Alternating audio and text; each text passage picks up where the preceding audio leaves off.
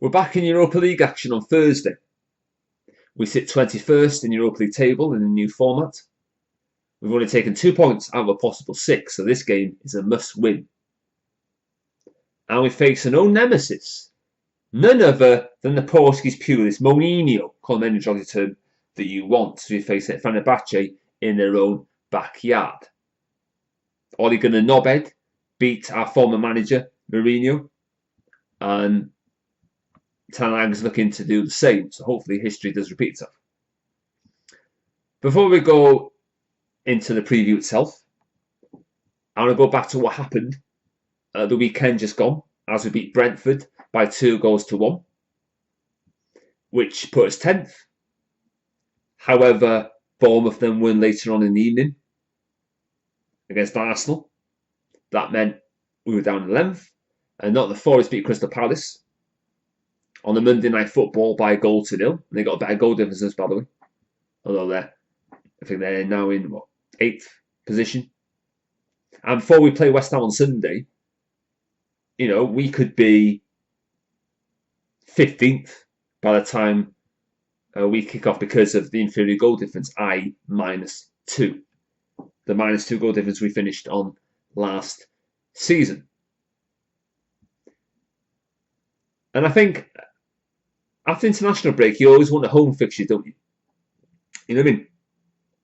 And it was the perfect tonic to get back to winning ways against Brentford. That was our first win since the Barnsley game. And that was in the League Cup at Old Trafford. So we've conceded 7 goals without reply under Ten Hag. We've conceded 7 goals without reply. And we've scored 7 goals as well without reply. How many managers in Premier League history, because it used to be called the Premiership, by the way, can say that? And actually, if we did lose against Brentford, Ten Hag would have broken another record set by Dave Sexton, the former Man United manager. And I think Brentford broke a record as well. I think for the first time since 1972-73 season, they've lost 3 away games in a row or something like that. So, yeah, unfortunately for Brentford, they broke that record. Goals, second half, via Garnacho and Højlund's first Premier League goal of the season as well, to make it 2-1. We performed very, very well, and it was a million times better than the utter nonsense and the utter rot we've had to endure in recent weeks. But that doesn't mean Ten Hag's job is safe. One swallow doesn't make a summer. I still have reservations about the manager. And all these far top Reds can pipe up and go, well, Ten Hag won. Where are you, Ten Hag? Out as now. You go very quiet. No, we are still here. Having said all that, I'm not really as desperate to get rid of Ten Hag as everybody else. Ten Hag would have got sacked if Maguire didn't score the equaliser against Porto and if Delot didn't make a heroic block against Aston Villa. And Aston Villa, by the way, had all their players available when they beat Fulham. And I tell you something, if Villa had the players available for Fulham game against us, Ten Hag would have been out of a job. How about that? So this win, you think, it's mythical that Ten Hag's going to go. No, it's a good win. It's a win we needed, but it's not a win to keep a manager in the job. It's by game basis. So Ten Hag is still a dead man walking, and he still has the walk of shame every time he is out on the Old Trafford pitch. I think he's a disgrace, and he should be sacked. But we don't have the money apparently. Although we did give Bruno Fernandes a 1-year contract extension. You know what I mean? And Ten Hag as well. So it doesn't make any sense. Oh yeah, McTominay's top of the league, by the way, with Napoli. And he will win. I did say he will win the league. And that's what I think will happen. So I'm very pleased for Scott. Because I tell you something, we're not winning anything this season. Without McTominay, we've got no hope. None whatsoever.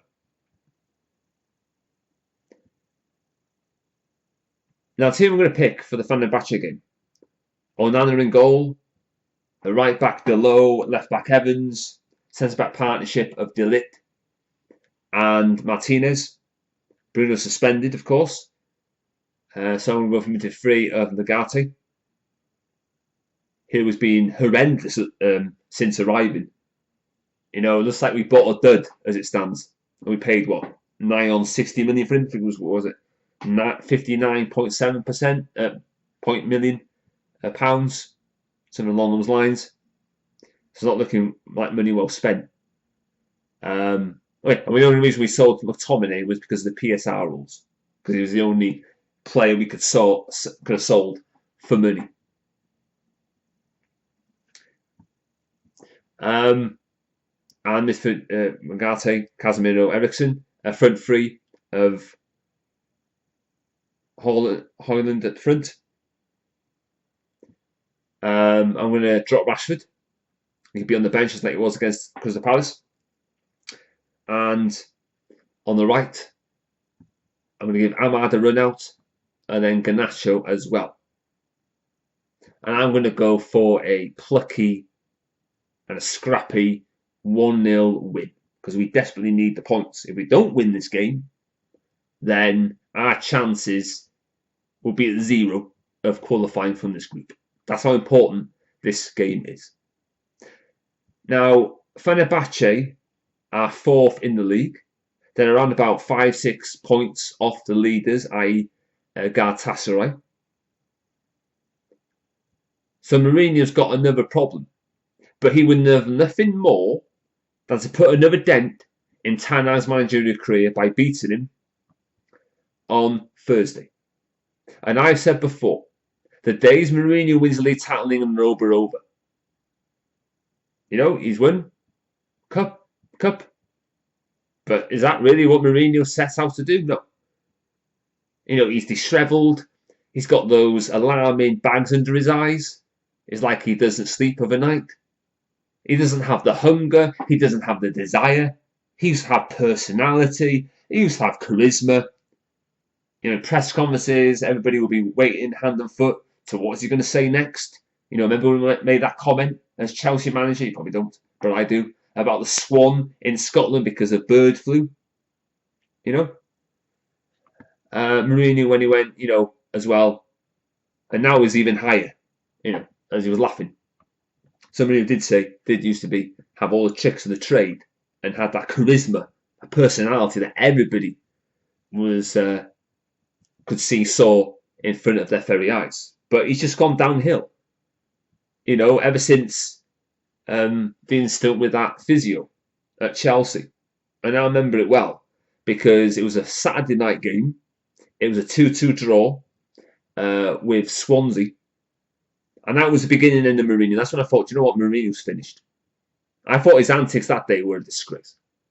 I know she played a very small part in it as well. But Mourinho's the manager. He's the person who should put his head above the parapet and actually talk some sense and not get into a war of words. But Mourinho's not the man he used to be. He's getting old. He's basically gone to retire in Turkey. You know, and I don't care if he won a trophy with Roma. I know that was, I think it was Roma's first ever trophy, or since 2008, the same year that Spurs last won their trophy. And I just think Mourinho just doesn't get it anymore. He doesn't cut the mustard. He doesn't want to be there. It's like it's a chore for him. You know, it's like he doesn't need the money. He just wants to retire somewhere and leave it at that. Now, I know that Fred, who we sold 2 of them, is there. I know Turkey can be a very volatile place. The Welcome to Hell sign in the early 90s, where Cantona and Schmeichel got into a kerfuffle, a scrap, as they do, in Turkey. We don't have a very good record there in Turkey, to be clear. I remember in the 04-05 season, we lost 3-0 to Fenerbahce in their own backyard. I think Tunçay, who then went on to play for Middlesbrough, got a hat-trick that night. I know that Fenerbahce beat us in the mid-90s, stopping our long-standing European record at Old Trafford. So it will be a tough test. It will be a volatile atmosphere. The fans will be, baying for our blood. They'll be roaring and cheering their team on to victory. But if we can withstand that, keep the crowd quiet within first 15, 20 minutes, then we'll have a shot. But we have to make sure we deliver and make sure we don't play into the mind games of Mourinho. Because you know he's going to do some mind games in the press conference. So Ten Hag needs to do the same, fight fire with fire. Because that's how you do it with Mourinho. See, do not, give him leverage to do or say something to you, because it will be fatal for you. But that wraps up the preview. Don't forget to like, share, comment, and I'll see you after the West Ham game on Sunday. Bye for now.